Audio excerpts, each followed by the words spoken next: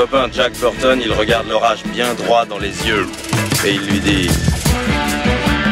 T'es si tocard que tu passerais pour un chef-d'œuvre de l'art moderne. Madame, je n'écrirai rien sur ce film, c'est une merde. Merde. Ce sont les gars qui se prétendent normaux qui vous déçoivent. Les dingues, ça ne fait jamais peur.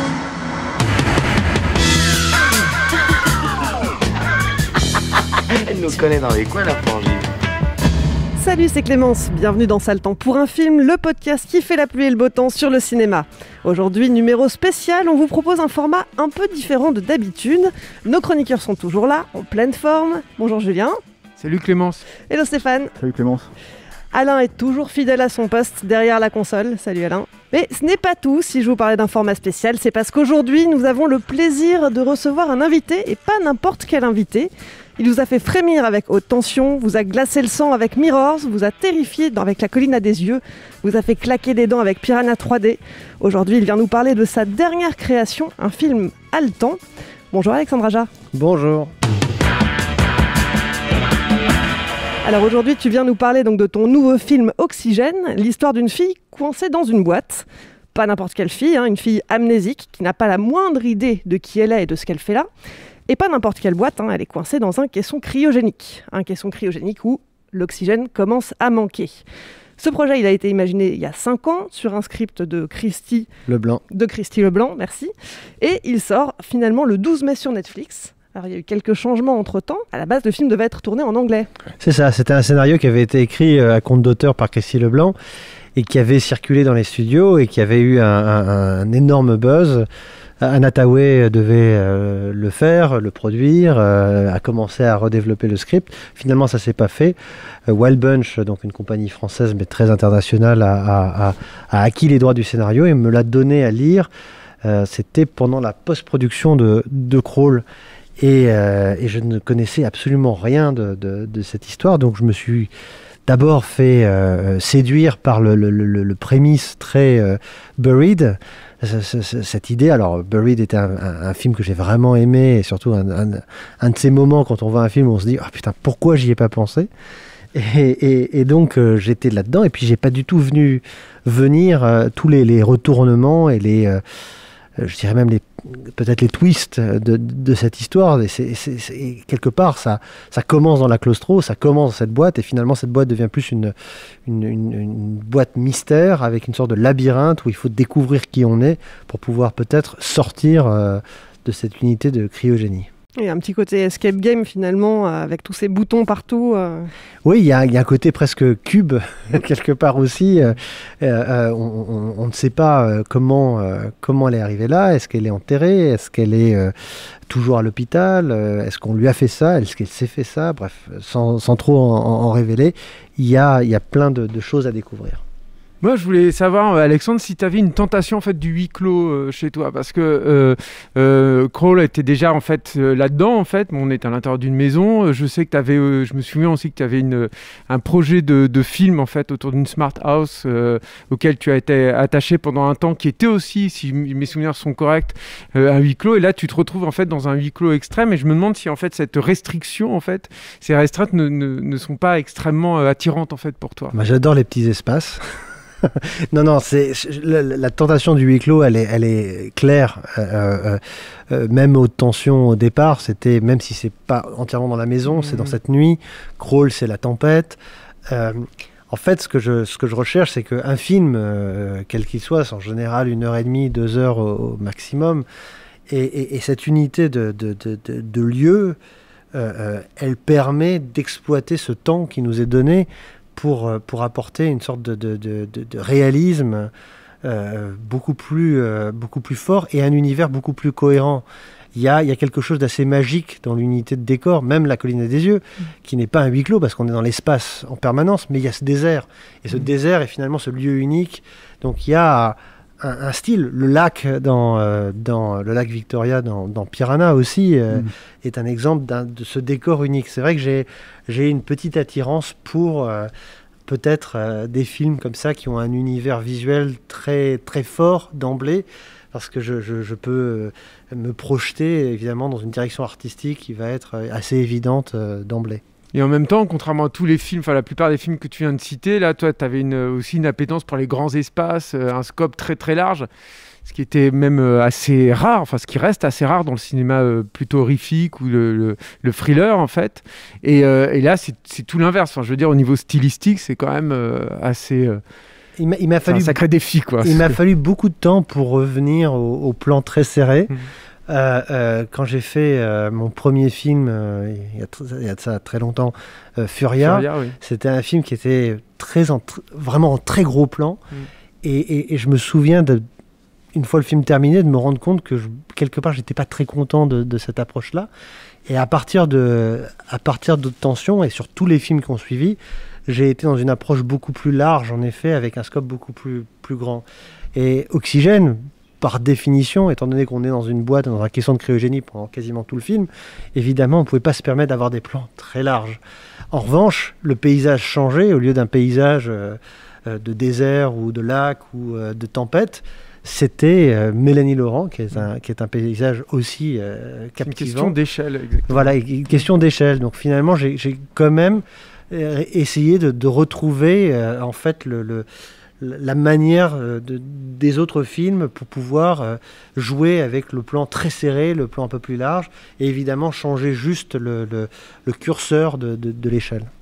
Moi, je me demandais un truc, en fait, en général, comme toi, t'écris pas mal tes scénarios, les scénarios de tes films, y compris, en fait, quand c'est un remake, par exemple, de La Colline des Yeux, ce genre de choses, et que c'est un scénar, quand même, de la Blacklist. Là, il a fallu l'adapter en français, puisque c'était prévu pour une prod anglaise, comme tu l'as dit, enfin, américaine, comme tu l'as dit. Je me demandais, en fait, s'il y a, du coup, quand même un travail d'adaptation de ta part, peut-être dans le fait de le faire en français d'un seul coup, mais aussi peut-être de te le réapproprier, en fait, le sujet, les thématiques. Alors, le système américain est fait de telle sorte qu'en fait, pour être crédité à un scénario, il faut avoir, en tant que réalisateur, changé plus de 50% du script. Ce qui veut dire que la plupart du temps, on n'est pas crédité. Mais j'ai passé quasiment 2 ans à réécrire Crawl, pareil sur Piranha, sur tous les films en fait. Alors des fois on est crédité, des fois on n'est pas crédité, ça dépend évidemment de la perspective. Moi, mon travail sur le scénario, il avait commencé sur la version américaine, du script de Christie, où on avait vraiment travaillé sur le scénario déjà pour se l'approprier, même en tant que producteur, parce que je ne devais pas le réaliser au départ. Et c'est ensuite, quand Netflix nous a un peu suggéré cette idée de pourquoi pas le faire en français, où tout d'un coup, je me suis dit, c'est finalement très intéressant, parce que ça va pouvoir l'inscrire dans une réalité peut-être un peu plus naturelle, réaliste, légitime européenne. Ça parle de problèmes qui sont tout aussi américains que français ou que scandinaves ou que partout dans le monde. Et donc finalement peut-être me permettre d'aller encore plus loin dans mon adaptation du script vers une thématique un peu plus adulte, voire un poil plus existentiel sur ce sujet. Et l'adaptation en français, au-delà de la traduction, ce qui était tout à fait nouveau, parce que moi j'écris toujours en français et je traduis en anglais. Donc là, le chemin inverse était assez intéressant et nouveau. Mais ça a été voilà, c'était un peu évidemment, on a continué à travailler, à l'adapter pour se le mettre, évidemment, en bouche, ouais. Mais alors du coup, le fait de tourner pour la première fois en français depuis Haute Tension, en fait, est-ce que quelque part, en fait, c'est plus facile, tu t'es rendu compte que c'était plus facile, finalement, ou est-ce que, en fait, tu t'as pris tes habitudes, en gros, aux États-Unis Alors oui, il y a évidemment des habitudes, mais moi, sur tous les films que j'ai tournés aux États-Unis, il y a toujours une sorte de noyau dur de l'équipe qui parle un peu français, que ce soit avec Greg Levasseur ou Maxime Alexandre. On a cette petite unité comme ça, donc c'était un peu notre langage secret pendant longtemps. Là, évidemment, tout le monde parlait français, donc bon, c'était un peu différent. Mais finalement, moi, c'était plus la musique des dialogues et du langage. Et c'est quelque chose dont j'ai parlé très vite avec Mélanie. Je lui dis, c'est quelque chose que j'ai pas fait. C'est-à-dire que j'entends maintenant les dialogues en anglais. Très souvent, ça passe naturellement. Et finalement, il y a plein de choses en anglais qui passent très bien, qui en français, tout d'un coup, font...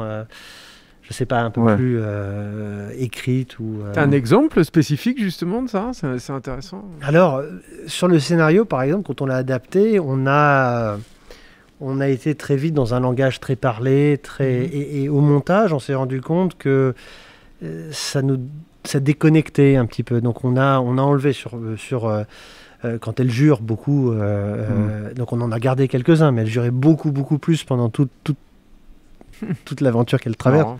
Donc ça, c'est des choses, par exemple, comme ça, un équilibre à trouver. Et en anglais, l'anglais est plus, c'est plus facile, en fait, quand un acteur est bon, on peut quasiment passer n'importe quel dialogue. Et en français, même si l'acteur est bon, il y a quand même des choses qui font trop exposition ou trop dit. C'est-à-dire qu'il y a une sorte de tolérance à ce côté hollywoodien qui fait que c'est un film et qui, en tout cas pour moi en tant que spectateur, en français, je vais me sortir et me dire ah putain, j'y crois pas une seconde. Donc c'était vraiment ça mon rôle d'éliminer. La punchline passe mieux en anglais par exemple qu'en français parce que exactement, se parler à soi-même, c'est quelque chose de très compliqué en français. Ouais, c'est ça. Il y avait aussi rajouté la difficulté du fait que Mélanie Laurent, elle est toute seule dans cette capsule et finalement, elle va s'adresser de temps en temps à l'intelligence artificielle qui monitore tout ce qui se passe dans la capsule. Elle va parler aussi, elle va avoir d'autres occasions de discuter, mais la plupart du temps, elle est quand même dans un monologue. Ça n'a pas dû être facile. Non, c'est pas facile parce que c'est vrai que c'est quelque chose de très... c'est inscrit un peu dans le style américain de se parler à soi-même, de faire des punchlines à soi-même. Le côté un peu funny under fire, ce qui est le côté... John McClane ou Indiana Jones, presque une trademark de leur style de personnage. Et là, avec elle, on a justement éliminé au maximum ce genre de choses pour revenir à un naturel, revenir à elle-même. Mais c'est quelque chose que je fais systématiquement sur tous les films, en général quand c'est des survival, c'est que le scénario est vraiment une sorte de plan d'architecture, pas la Bible, c'est pas fait pour être respecté à la lettre, c'est là pour être adapté. Et là, on avait une chance incroyable, c'est comme on est dans ce décor-là et que ça se passe essentiellement là, on a tourné dans l'ordre.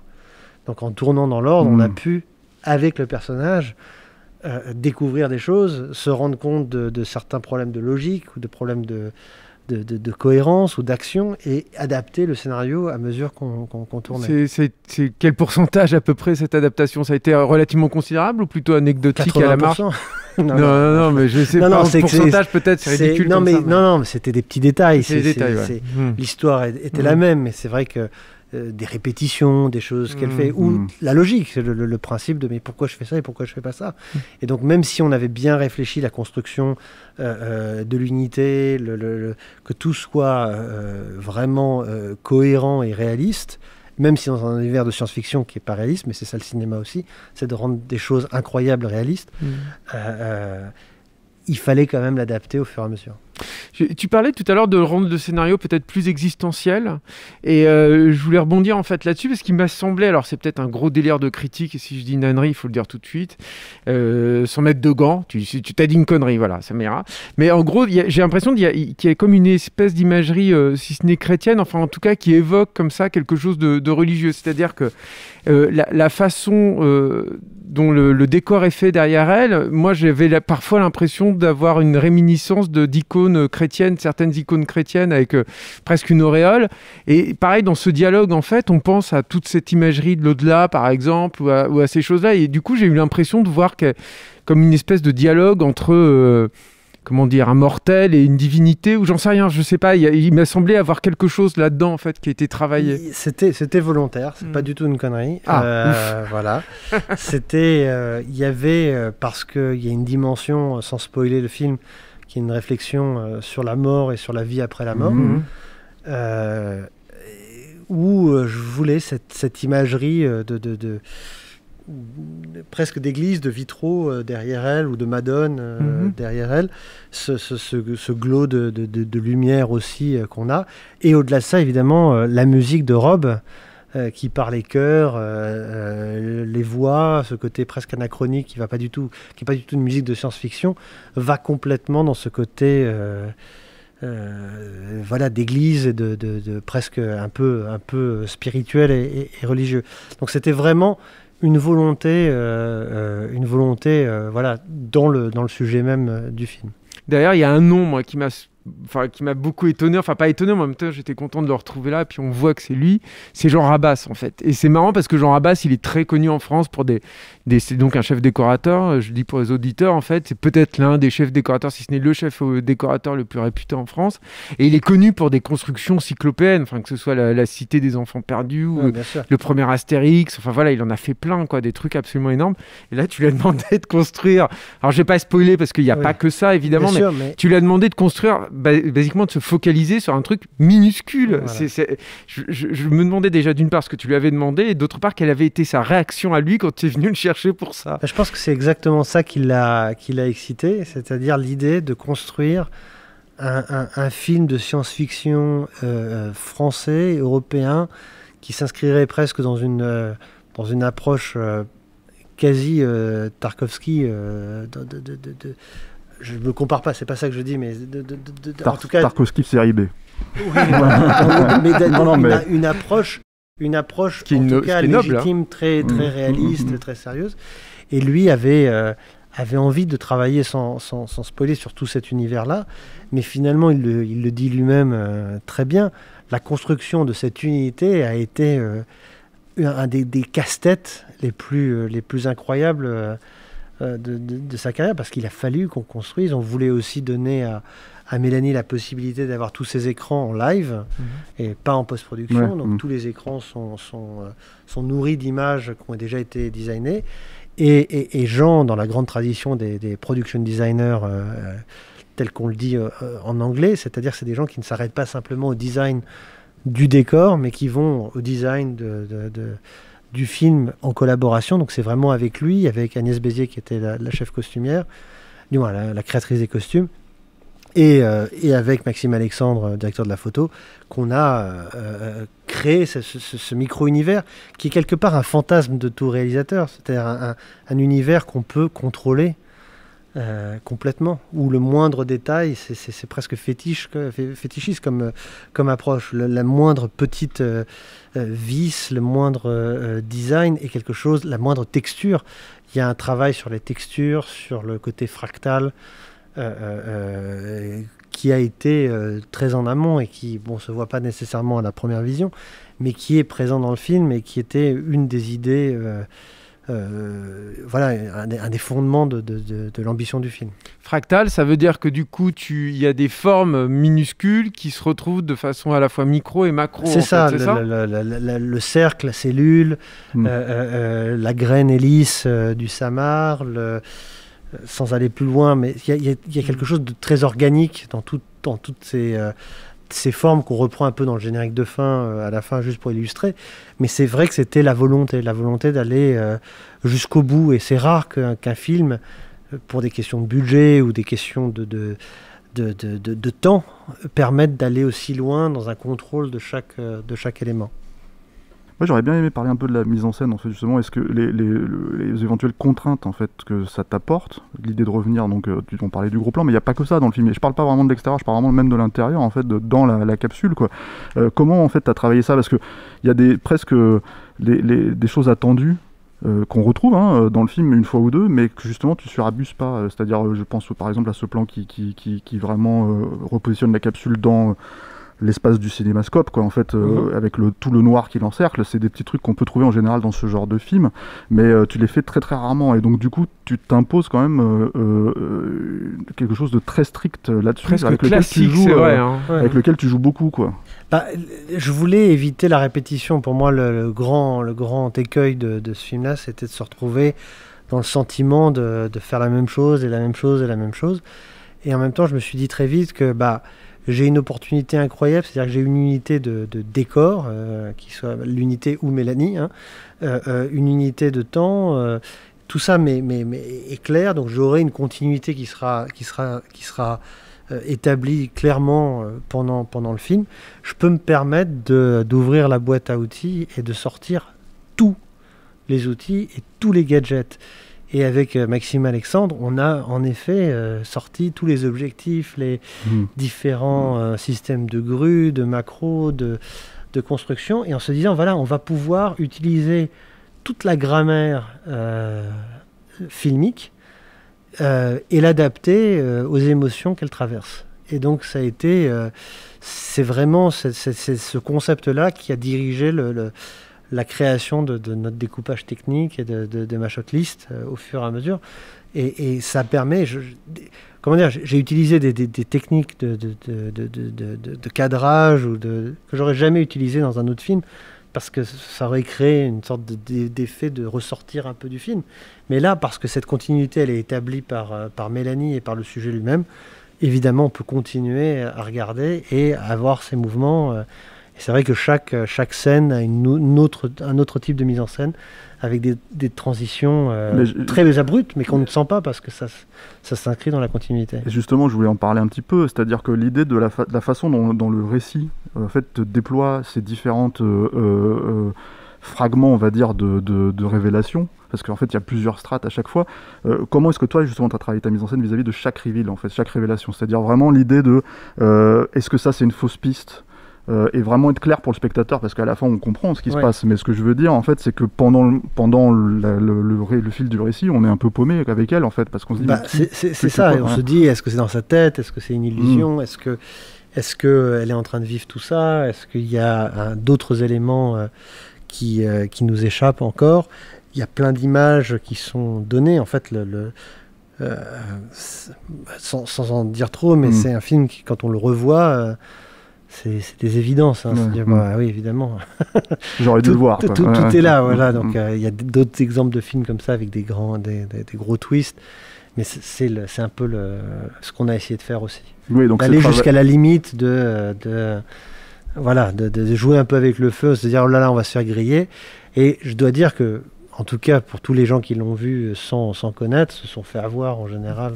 Avec l'idée de travailler sur le potentiel possibilité de revoir le film justement sans perdre de la saveur, quoi.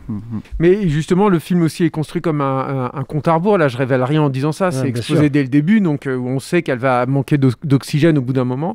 Et du coup je voulais aussi savoir si ça c'était, j'ai l'impression que oui, mais je voulais que tu développes un petit peu tes méthodologies en fait pour créer une oppression de plus en plus forte à l'intérieur de cette cabine, c'est-à-dire que se sentir de plus en plus coincé avec elle et de sentir qu'au bout d'un moment il va falloir qu'elle sorte, quoi. C'est de plus en plus oppressant, quoi, en fait. Ça vient d'abord sur l'écriture. On a retravaillé ce compte à rebours, cette pression. On a essayé de faire en sorte que son parcours, son arche émotionnelle, elle était cohérente et qu'il n'y avait pas de répétition. Et derrière, c'est un truc qu'on a refait au tournage, qu'on a refait au montage, évidemment, parce qu'il fallait ajuster à chaque fois, mais ce ticking clock, ce compte à rebours de l'oxygène était évidemment le cœur du récit, et aussi le repère de Mélanie dans sa performance. C'est-à-dire qu'elle s'est retrouvée, le personnage se retrouve quelques heures à peine dans cette situation. L'oxygène doit durer quasiment le temps du film. Elle se retrouve 20 jours à tourner dans cette unité. Donc il lui fallait ces repères de numéros qu'elle avait sur le côté, où elle savait où elle était dans l'histoire. C'était aussi une manière de se remettre dans il me reste 5%, il me reste 10%, il me reste 15%. C'est ça, c'est-à-dire qu'il y a le jeu avec Mélanie Laurent, puis il y a tous ces écrans qui étaient fonctionnels, comme tu l'as dit tout à l'heure, que vous gériez à mesure que le tournage progressait. Enfin, c'est quand même assez inédit, c'est comme truc, quoi. On avait enregistré toutes ces boucles, on savait exactement par rapport au scénario tout ce qui devait se passer sur ces écrans, mais ça va jusqu'à son rythme cardiaque, qui est évidemment pas sur son rythme à elle, mais qui suit l'histoire. Et à chaque fois, on a les variations en arrière-plan. Et pour l'avoir vérifié moi-même, évidemment, tout est là, en fait. Tout est bon, ouais. Et du coup, je voulais aussi... je te laisserai la parole tout de suite après, Clémence. Non, tu veux tout de suite? Vas-y, c'est lié en fait un peu à ça. C'est comment on éclaire ça, en fait. C'est l'enfer. C'est-à-dire que, alors évidemment, t'es obligé d'avoir que des practical light, enfin que des lumières en fait, inclus dans le décor. La lumière vient du décor. Oui, c'est ça. Ouais. La lumière vient du décor.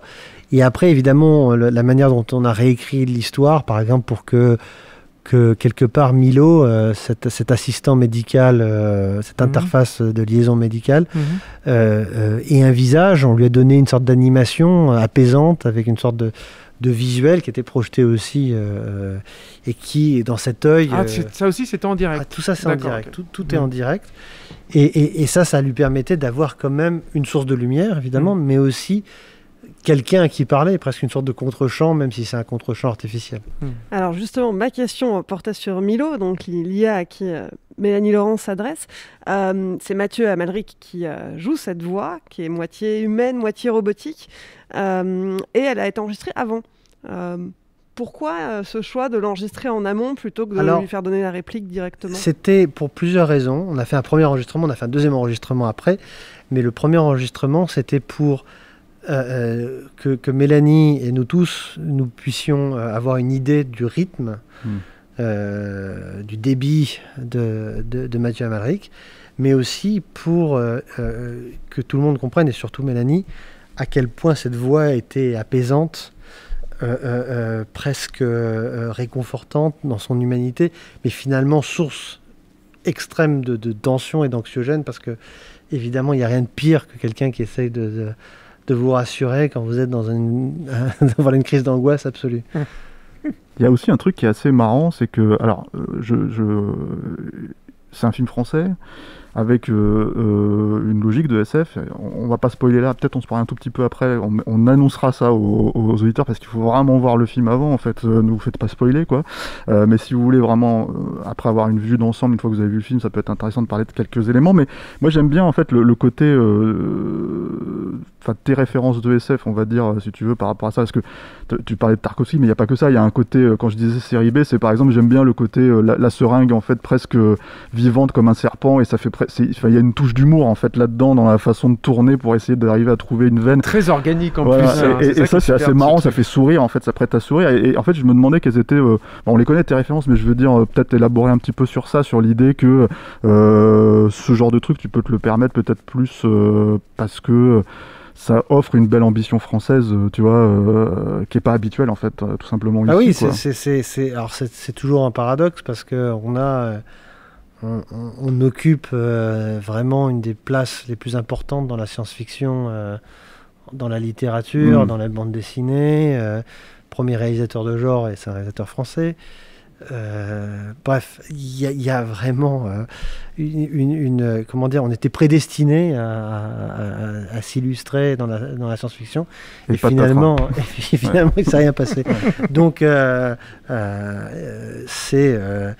c'est dommage, voilà, c'est juste triste. Avec ce film-là, je me suis, grâce à Netflix qui a voulu justement, qui a poussé pour qu'on puisse le faire en français, on s'établit dans quelque chose, dans une autre logique. Mais il y a un truc qui est super intéressant qui est en train de se passer avec Netflix, où justement l'hégémonie de l'anglais comme langue internationale à travers le monde est en train de s'effriter. Et on voit par exemple que voilà, un film comme La Plateforme, qui est un film espagnol, a été regardé pour la plupart du temps en espagnol, pas nécessairement doublé, à travers le monde sur Netflix. C'était un de leurs plus gros succès pendant la pandémie. Arsène Lupin a été un succès mondial, surprise, ou en tout cas voilà, qui n'était pas nécessairement attendu. Et en général, ce genre de choses, c'est des choses qui arrivent avec des films en anglais. C'est très rare, c'est presque un retour presque aux années 50-60 où des grosses productions européennes avaient une sorte de parcours international très fort. Donc il y a une ouverture, j'ai l'impression, sur de la science-fiction, sur des thèmes dans la langue légitime à l'histoire, en fait, finalement. Et plus nécessairement, il faut que ça soit en anglais, sinon ça ne marchera pas. Mais alors, l'envers éventuellement de la médaille, pour quelqu'un comme toi, en plus, qui vient vraiment du cinéma, c'est-à-dire qui a travaillé, qui a sorti tous ses films en salle, est-ce que c'est pas un petit peu frustrant, justement? Alors, t'as pas le stress de la sortie. Au contraire, voilà, c'est partout, c'est mondial. Mais en fait, le fait de travailler aussi bien l'image, comme à son habitude, quoi, et de ne pas pouvoir forcément le diffuser sur grand écran. Et est-ce que c'est quelque chose aussi dont tu as tenu compte, en fait, des tournages, en fait? Parce que finalement, ça... Il y a évidemment, et on ne peut pas ne pas penser à ça. Alors, on va s'empêcher de se dire ça va être vu sur un téléphone. Ça, on se dit non, ça n'arrivera pas. Mais on se dit aussi, il y a quand même des avantages. Les avantages, c'est qu'évidemment, le film sort le 12 mai sur la plateforme. Il sera disponible pour les 205 millions d'abonnements. 70 copies, quoi. D'abonnements dans le monde, c'est-à-dire plus de 600 millions de spectateurs, donc c'est spectaculaire. Alors évidemment, il ne va pas apparaître partout, ça dépend de quel film vous regardez, mais si vous regardez de la science-fiction, si vous regardez un film d'horreur, si vous aimez bien les films étrangers, l'algo... le grand algo va vous le recommander. vous le recommandera. Donc il y a quelque chose d'assez positif. Après, Netflix le met à disposition avec vraiment la meilleure qualité possible quand on est équipé, avec le HDR qu'on a développé, qui est pour certains films, je ne suis pas un énorme fan du HDR, mais je trouve que pour certains films, et celui-là, parce que justement la lumière du caisson, ça prend une autre qualité qu'on n'aurait pas nécessairement au cinéma. Et pour finir, je trouve que c'est très important sur celui-là, il y a un rapport d'échelle, on en parlait tout à l'heure, mais finalement la taille d'une télé, c'est presque la taille de la boîte et la taille quasiment de... Il y a un rapport d'échelle égal. Quoi. Voilà, exactement, où on a l'impression d'avoir donc Mélanie en direct dans sa boîte. Et ça, tu l'as pensé comme ça, en fait? Ça s'est imposé d'une manière assez logique, parce que finalement, c'était le rapport à l'image. Mais c'est marrant parce que tu parles du HDR, le fait que ce soit tourné en numérique et tout. Moi, je crois me souvenir que pour Louis Drax, tu m'avais parlé d'émuler en fait certains trucs de pellicule en fait qui avaient été aussi tournés en numérique. Si je me souviens oui, bien sûr. Ça, ouais. Le dernier film que j'ai fait en pellicule, c'était Piranha. Ouais, et justement, est-ce que du coup là, ça t'aide pas en fait justement d'avoir cette espèce d'image peut-être un peu plus moins, comment dire, un peu plus clean en fait dans le sujet, dans le truc quoi. Ça continue à avancer. Aujourd'hui, on a fini le film, on l'a tourné en format large, avec un capteur plus grand. Ouais. On l'a fini en 4K. Personne n'est équipé en 4K. Le vrai 4K n'existe pas encore en diffusion. Mais ça va être... c'est quand même, on arrive à des niveaux de qualité qui vont cesser d'augmenter comme ça. Donc évidemment, il y a la salle aussi va augmenter en qualité, mais il y a voilà. Moi, je regarde à l'époque où les cinémas étaient ouverts, je vais évidemment beaucoup au cinéma, mais je continue à regarder énormément de choses chez moi. Je pense qu'on a une consommation de films, de séries, de choses qui est de toute façon sur différents formats aujourd'hui. Donc il n'y a pas vraiment, je ne crois pas beaucoup à cette guerre-là. C'est-à-dire que les Américains ont commencé une réflexion il y a de ça déjà quelques années sur qu'est-ce que c'est un film de cinéma. C'est un film de salle. Oui. Et finalement, c'est devenu un peu la nouvelle direction de Hollywood. C'est un film de salle, c'est un événement, c'est quelque chose... il y a quelque chose de très... dans le divertissement presque montagne russe. C'est pour ça qu'un film comme Crawl s'inscrit bien dans un film de salle, ou comme Jurassic World. Voilà, c'est des évidences. Mais c'est aussi la salle devient un petit peu l'endroit où on va pouvoir sortir des films d'auteur en plateforme. Donc il y a quand même ce paradoxe, mais c'est de plus en plus éloigné. C'est-à-dire ce qui était au milieu va disparaître pour justement les plateformes. Mais cette réflexion américaine, elle va finalement se retrouver être, à mon avis, ce qui va se passer dans le reste du monde après le Covid. C'est-à-dire que c'est vraiment le Covid qui, à mon avis, a accéléré cette transition vers une séparation entre des films d'auteur aussi, des films importants aussi, qui vont se retrouver sur des plateformes, et des événements qui vont aussi rester au cinéma. Je ne pense pas que ce soit la fin de l'un ou l'autre. Toi, tu te situes aussi un peu là-dedans, c'est-à-dire, bon, ta réponse, c'est que tu fais un film pour Netflix, mais ce que je veux dire, c'est que tu es quand même un cinéaste du milieu.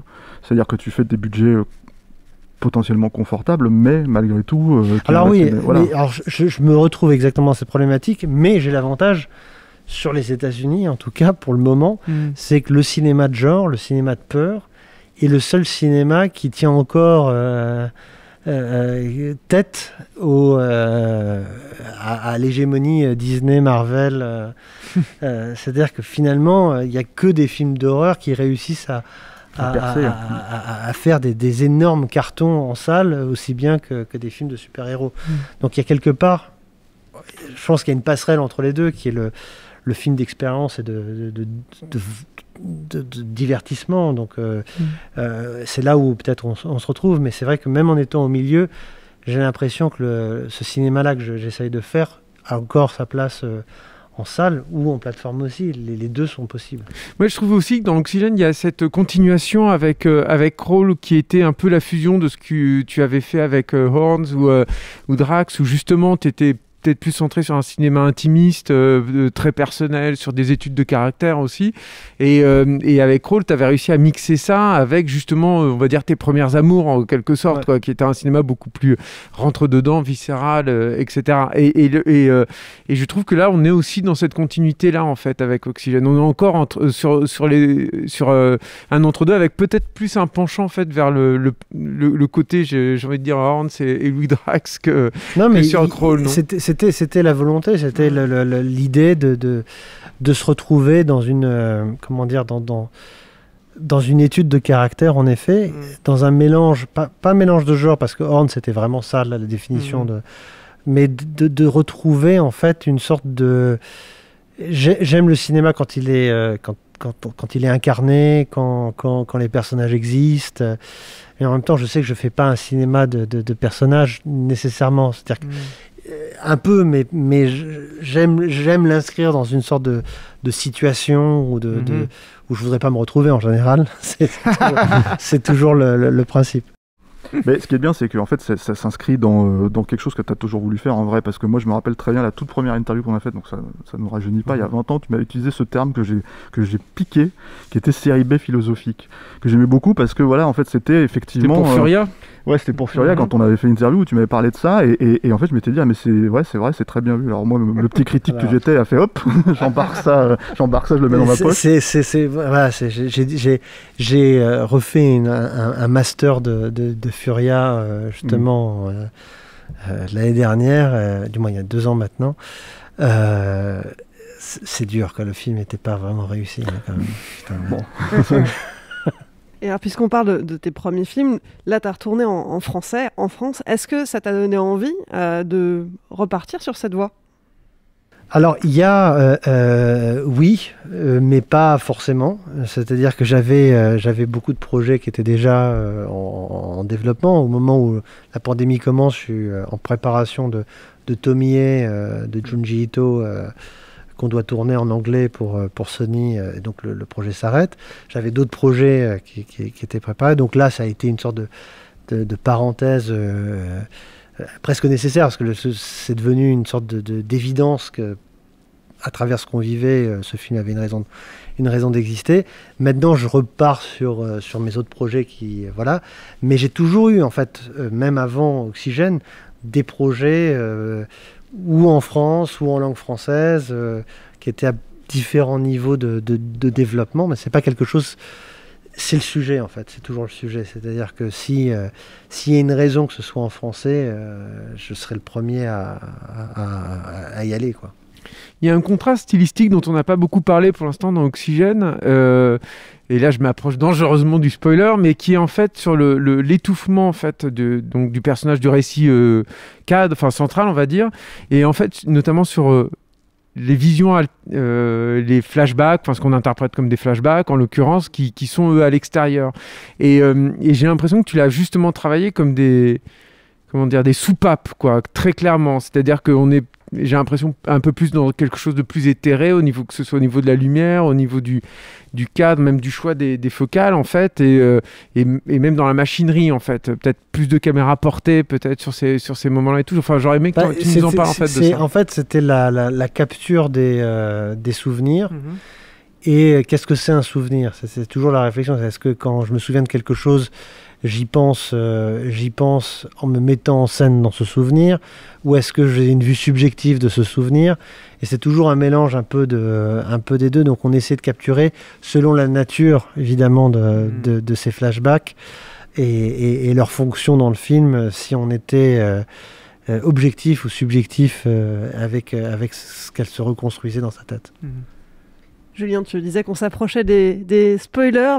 Justement, je crois qu'on arrive au moment où il faut prévenir nos auditeurs que si vous ne voulez pas vous faire spoiler, si vous n'avez pas encore vu Oxygène, Arrêtez d'écouter maintenant, parce que là, on va rentrer dans... 10 minutes de spoil. Voilà, 10 minutes 100% spoil.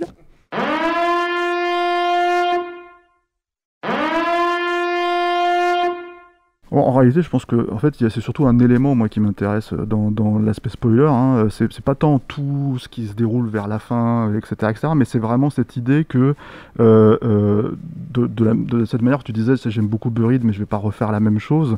Il y a quelque chose qui l'ouvre vers moi, c'est ce que je parlais un petit peu de Belle Ambition, mais c'est ça, c'est-à-dire qu'en fait, on rentre dans l'espace, c'est-à-dire qu'en fait, on se rend compte que le personnage de Elisabeth Hansen en fait est dans une capsule, mais qui flotte en fait dans l'espace, et c'est quelque chose que je trouve qui est la façon de le révéler déjà est assez pertinente, enfin assez forte quoi, et surtout en fait ça ouvre sur une ambition qu'on a rarement en France, je me suis même dit tiens à ce moment-là en fait ça fait sens de faire le film en français, vraiment, parce que aux États-Unis ça aurait pu passer de manière un petit peu plus inaperçue ce type de twist, mais là en fait au contraire ça l'ouvre vers quelque chose de beaucoup plus grand. Tu dis les mecs de MacGuff ils devaient être contents. C'est exactement, c'est le premier truc que je me suis dit. Ah bah là ça a été le travail, la collaboration, et c'est vrai que c'est malheureux parce que dans cette promotion on peut pas trop parler de MacGuff parce que finalement on peut pas parler de l'essentiel de leur travail sur le film qui était évidemment l'espace, le vaisseau et finalement la mission pour laquelle Elisabeth Hansen a été envoyée loin de chez elle. Si une telle chose existe, c'était évidemment ça. Non, c'est pour moi aussi la première fois de pouvoir m'atteler à une science-fiction. Alors je m'y mets petit à petit. Hein. Évidemment, j'ai travaillé beaucoup sur l'espace, l'univers, les concept art. On avait développé énormément sur Cobra. Bah oui. On y pense forcément. Moi, j'y ai pensé tout de suite. Oui. C'est des choses, mais ça m'a fait. C'était assez fou parce que on savait que c'était que quelques plans. Mais c'était une importance énorme parce qu'évidemment c'est quelque chose qu'on n'attend pas. On pense qu'elle est enterrée, on pense qu'elle est à l'hôpital et finalement elle est à 65 000 km. Je parlais de contraste tout à l'heure. Alors là, ça explose totalement le truc. Et c'est là où tout d'un coup on a l'opportunité, la possibilité de passer du plan très serré au plan infini, qui revient au plan très serré dans l'œil. Donc on est dans une transition d'échelle où finalement le côté fractal, où on n'est que de l'infini dans l'infini dans l'infini, prend tout son sens. Mais après, évidemment, ça va au-delà sur un autre spoiler, je ne sais pas si on va en parler là, mais qui est sur, évidemment, la nature de qui elle est et pourquoi elle ne se souvient de rien et pourquoi cette mémoire qui lui revient ne semble pas être exactement la sienne. Et qui recoupe en fait justement avec ce côté existentiel en fait, sur le truc de pourquoi j'existe, est-ce que j'ai le droit d'exister, est-ce que c'est légitime en fait que je sois là, que exactement. Ça, et puis où on peut voir la chose d'une autre manière, ou sur évidemment est-ce que la vie après la mort est possible dans un univers de science-fiction qui crée cette vie, même si elle est complètement déconnectée. Est-ce que ce sera elle qui sera sur cette planète ou quelqu'un d'autre? Bien sûr. Moi, je voulais que tu me parles un petit peu justement du design du vaisseau, en fait, vis-à-vis notamment de son, j'allais dire cercueil, tu vois, c'est marrant, mais du caisson, en fait. Parce que justement, il y a un écho là. En fait, ce qui est chouette de ce vaisseau, c'est que moi, il me semble évident, en fait. Quand je le vois, je l'achète tout de suite, en fait. Mais je pense que c'est parce que tu m'y as préparé, en fait, auparavant. Alors, voilà, il y a cet élément naturel qui est cette graine de samar, cette graine hélice d'érable, parce que c'est pas forcément évident ce que c'est une samar, mais c'est cette graine hélice d'érable qui tourne, qu'on a tous vu tourner comme ça, avec lesquels on a joué. Pour moi, c'était un visuel très fort qui arrivait assez tard dans le script comme élément, mais qui est devenu une évidence d'ancrage naturel, de cet élément qui revient, de ce motif qui revient, de cette hélice qui revient plusieurs fois dans les flashbacks et qui finalement est la base de la structure de ce vaisseau. Parce que ce vaisseau, c'est en effet un amas de 10 000 unités qui ont leur propre hélice et qui a une fonction d'être un vaisseau ensemenceur, c'est-à-dire de fractionner au-dessus de Wolf cette planète qui existe, du moins qui a été repérée, qui est vraiment une planète qui n'a pas de rotation, donc avec une zone très froide et une zone très chaude, et on peut vivre juste sur cette petite barrière avec ce crépuscule permanent. Donc il y a plein de choses très poétiques finalement qui sont dans la réalité de cette nature et qui sont un petit peu le style de ce film. Et c'est là où la science-fiction d'habitude ne va pas vers ces choses plus organiques. Et j'ai l'impression que c'est ça qu'on a, j'espère, réussi en tout cas dans cette traduction. Mais il y avait ça, il y avait cet élément d'hélice. Et puis après, on s'est basé sur des vrais projets de propulsion nucléaire pulsée, c'est-à-dire un moyen d'aller à quasiment 40% ou 50% de la vitesse de la lumière, et donc de traverser des grandes distances. Tout ça est extrêmement théorique, évidemment, mais on a essayé au plus possible d'être dans une science-fiction proche, avec des possibilités proches, et surtout des vrais systèmes pour échapper à la fin de l'espèce humaine sur Terre. Alors justement, on a parlé là de cette mission spatiale. J'aimerais bien qu'on revienne un petit peu sur les raisons de cette mission au départ. Alors les raisons de cette mission, c'est l'épidémie. C'est la pandémie. Et ça, c'était dans le script avant, évidemment. Donc évidemment, ça prend un autre écho après. Mais c'est vrai que le Covid nous a montré qu'on était une société extrêmement fragile. L'avis des experts parle d'autres pandémies futures, peut-être beaucoup plus violentes, peut-être beaucoup plus ultimes. Et l'idée de pouvoir, essayer de donner une autre chance à l'espèce humaine en envoyant des individus non contaminés au fin fond de l'espace, sans vraiment savoir s'ils allaient survivre, s'ils allaient faire une sorte de bouteille à la mer pour peut-être une vie après la mort. C'était l'idée de... Ça a dû teinter quand même tout le projet, enfin toute la conception du projet. Tu ne tournes pas impunément un film comme celui-ci en pleine pandémie mondiale. Ça doit être incroyable, non ? Alors, il se trouve que j'étais... je travaillais sur ce projet-là, je travaillais sur un autre projet de pandémie décidément dans un autre style. Ne nous donne pas ton prochain projet. Ça a changé, ça change tout, évidemment, l'éducation, la manière de voir les choses, la manière de voir. Alors on a essayé de rester très subtil parce que c'est un film qui est très intime avec peu de souvenirs, mais c'est quelque chose qui était présent. Et évidemment de le tourner dans des conditions, tourner le film masqué, d'avoir toutes ces étapes de post-production entre les gouttes, entre les vagues, de réussir à faire ce film-là sans que personne ne tombe malade. C'était évidemment, ça mettait tout ça en perspective, mais c'était le sujet. C'est-à-dire que le film ne parle pas du Covid, il parle d'une autre épidémie dans un futur proche, et quelque chose qui j'espère n'arrivera pas, mais qui sert d'exutoire aussi. Enfin, c'est le propre du film d'horreur, quoi.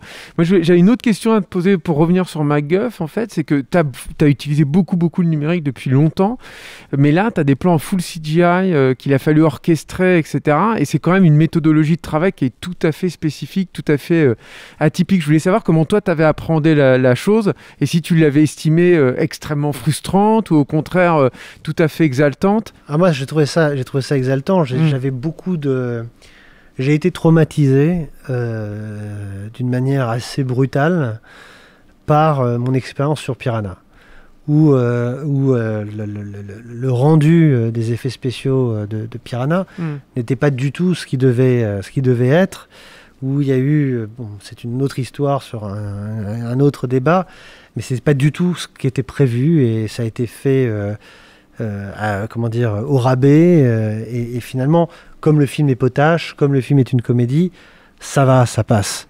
Mais ça a été un vrai... ça m'a vraiment fait du mal, j'en ai vraiment souffert. Et quand j'ai commencé Crawl, je me suis vraiment dit, ça passe ou ça casse. C'est-à-dire que c'est ma nouvelle chance de pouvoir faire des effets spéciaux invisibles, tels que je les imaginais. Et quand on a reçu le premier Alligator terminé, juste avant Noël, c'est-à-dire la fin du premier montage, j'ai vraiment respiré. Avec Oxygène, ça a été un peu la même chose sur le plan des cheveux de gravité, ou bien sûr le plan d'espace et du vaisseau, parce qu'il y avait évidemment un défi chez MacGuff qui a fait énormément de choses, mais qui n'avait jamais fait d'espace à proprement parler. Et il y avait évidemment une qualité où je ne voulais pas tomber dans une sorte de jeux vidéo, pour moi ces plans-là pouvaient tuer le film.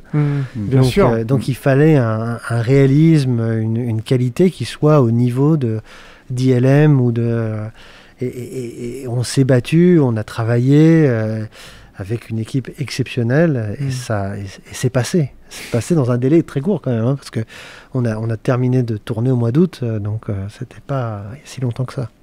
Avec encore des petits effets gore en plus. Et je me suis dit, là on le retrouve, Alex Aja. Ça m'a fait plaisir, la caméra qui passe dans le trou, tout ça. Je peux pas m'en empêcher, voilà, il faut deux, trois petites touches. Ouais, mais ça fait plaisir, ça n'empêche pas l'émotion.